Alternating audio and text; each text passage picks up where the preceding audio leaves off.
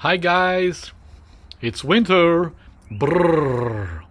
But once again, as I keep repeating, I highly recommend turning your temperate zone garden into a tropical garden, because the benefit is it feels and looks like you're in the tropics. Yeah. And if you don't like fruit, you can do it with ornamentals such as palms and just bananas for the leaves, right? If you're not interested in consuming the fruit or dealing with the hassle of fruit. So let's see what I've done today. Now that winter is here. Actually, I did this a couple of weeks ago, but today is the day I'm going to share it with you. Let's go and have a look. I've been very busy the last couple of weeks, like I told you guys when we got back from our trip. Very busy indeed. Not only in setting up these ghost towers that look like ghosts, but I've been busy doing a lot of other things too, which I won't go into, but they take time, guys. They take time. So, the first job I want to share with you guys is this one here. So, as you can see, frost cloth has been put up around, not behind, not above, but in front and side. This is because the biggest killer of tropical fruit trees in a temperate climate, right? A cool to warm temperate climate like Melbourne, is the wind, the cold wind. And cold wind will not be able to touch these guys unless, of course, it blows the frost cloth away. Then we're in big trouble. And that's something that I am hoping doesn't happen, right?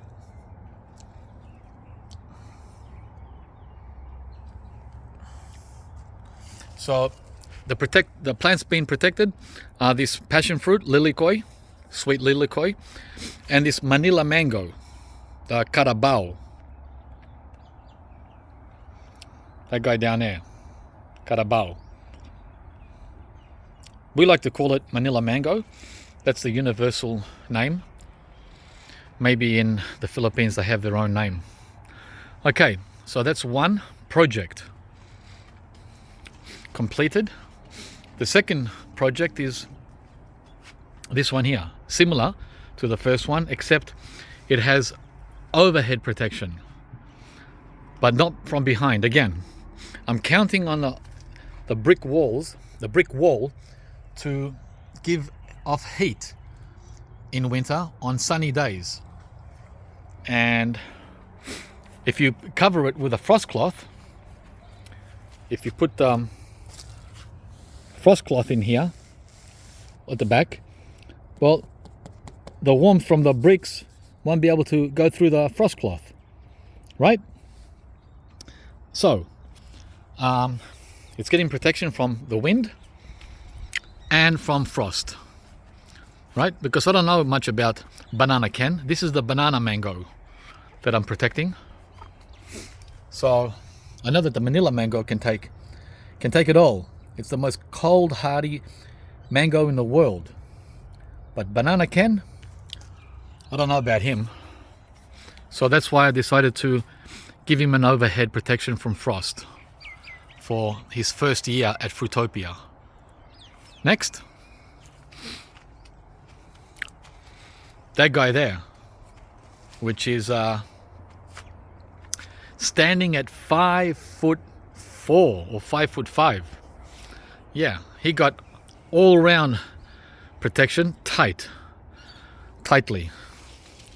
bound, can't budge, no matter how much the wind blows. You'd have to have winds over 100 kilometers an hour for this frost cloth to get ripped or removed or blown away. Okay, as you can see, it's another mango. And this mango is 3 years old. So he's right on the cusp of being free from any protection. That'll be next year, by the way. So he was protected the first year, the second year, and now in the third year as well. But next year, year 4, that is 2023, he won't have any more of this business going on, because I'm hoping this coming summer he'll shoot up to here and up to there. In other words, he'll be as tall as that white Shatut mulberry, 3 meters, and the white sapodi, 3 meters. Right? That's what I'm hoping this guy will do for us this coming summer. Wishing and hoping. So he's got a very firm base of zero airflow that can go underneath from any direction. Tightly, as I said, tightly bound. And the stakes I got are super heavy duty, and so are the spring clips. Everything is heavy duty, including the double wrap of frost cloth. Nothing is going to touch this here over winter unless someone walks into it. Yeah, that's human intervention. So that's it with the Bowen Kensington Pride seedling, guys. Yeah, no overhead protection because he should be able to take frost at 3 years of age. And besides, we only get like 2 or 3 days of temperatures hitting 0 in Melbourne. 2 or 3 days. Some winters 1 day, and other winters no days. So I'm hoping this winter will be favorable and give us no freeze at night. All right, next project. Yeah, there's work involved, guys. This is all optional, by the way, but if you decide to opt out of protecting these plants, there's a high chance they'll die. And talking about high chance of dying, this one here has a high chance of dying. Can you see how I wrapped him all around? All around. Tightly.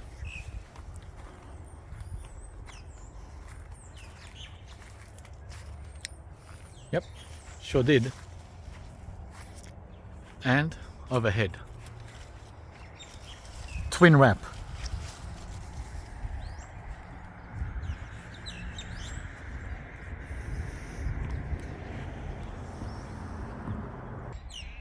So that's the papaya. The papaya that survived winter 2021. Unprotected. I didn't have him protected. Can you believe he survived winter last year without any protection? I mean, I did protect him for 1 week at the beginning of June, like this time last year. I gave him protection early June, and then I took the cover off.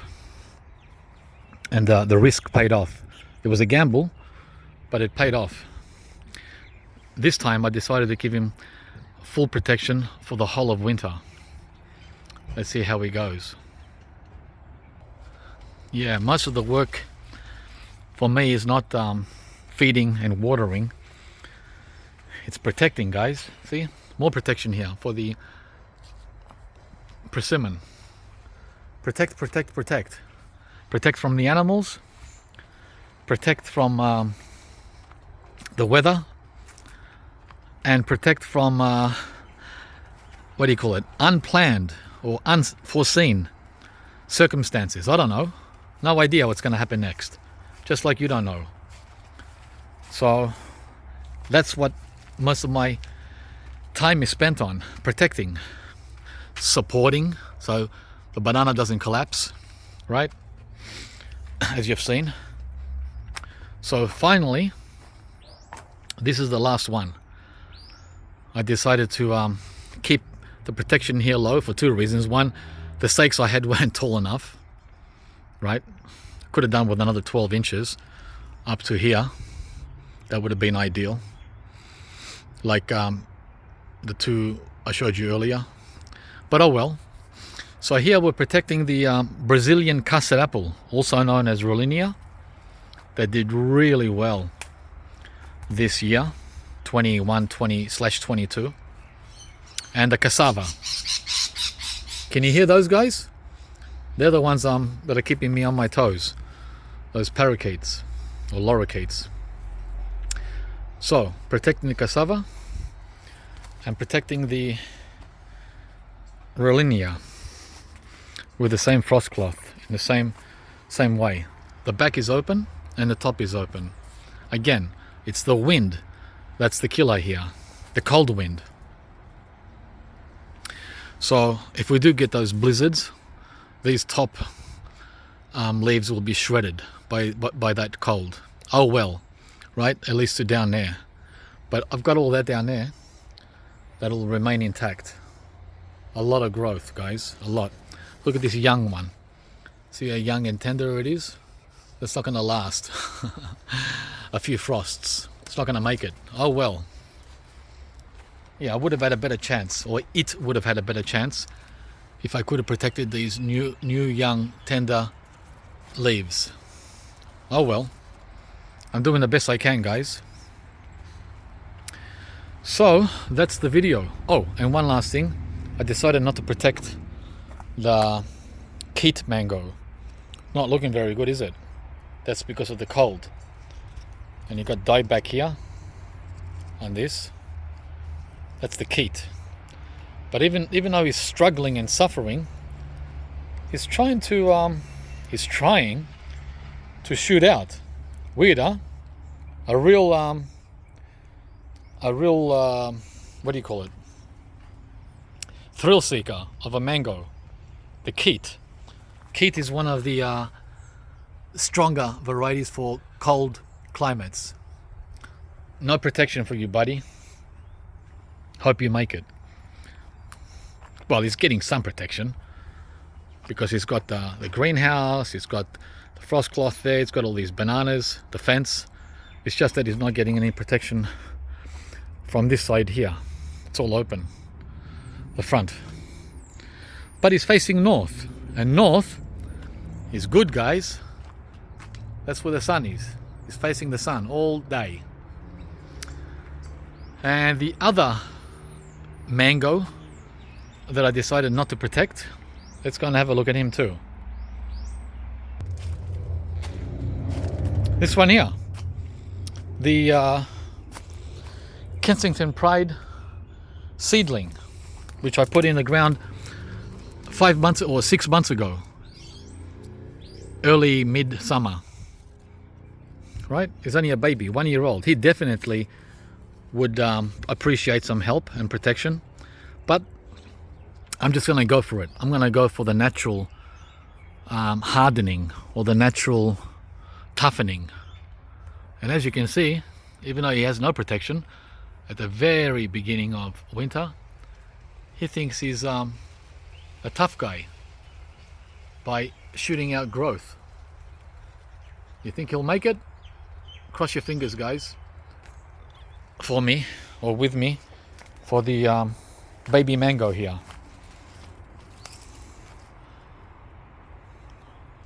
Thanks for watching. I wish it was easy as citrus to grow these tropicals. Look at the citrus. It's turning for July, August harvest. There's hundreds of them. Yep, coming up in about a month or two. Alright guys, thanks for watching, and please like and share and subscribe to the channel if you haven't. See you from the next video. Bye bye now.